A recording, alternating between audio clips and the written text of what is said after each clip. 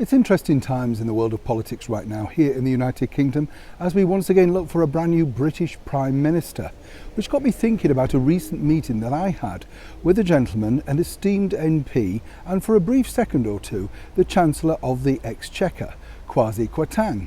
Now it's interesting, isn't it, because they tell you one version of the story, apparently which of course the British public wish to hear, but then there's the true story that they talk about off camera.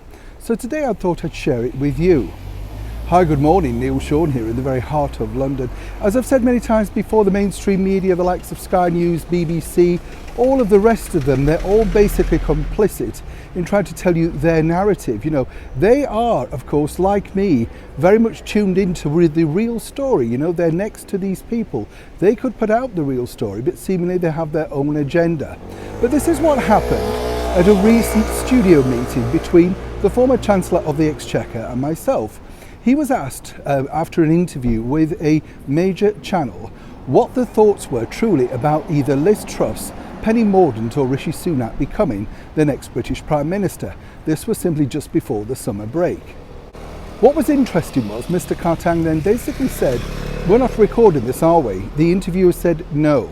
Then they asked the question, well, what's it like in your area? What do people want to see?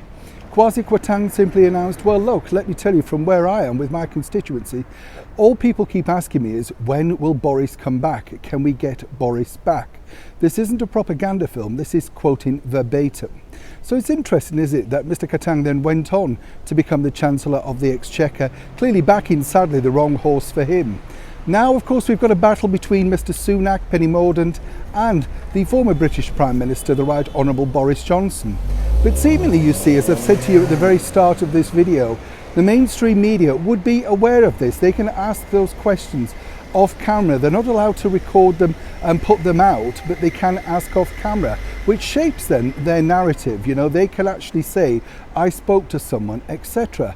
But this particular interviewer, who I watched his show later that night, never bothered to bring that up at all because it's not in their vested interests.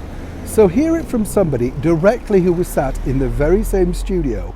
The feeling on the ground with many MPs is simply this. They wish to see the return of the former British Prime Minister, Boris Johnson. And that was from a man who eventually became, even though for a very brief time, the Chancellor of the Exchequer. Neil Sean in the very heart of London.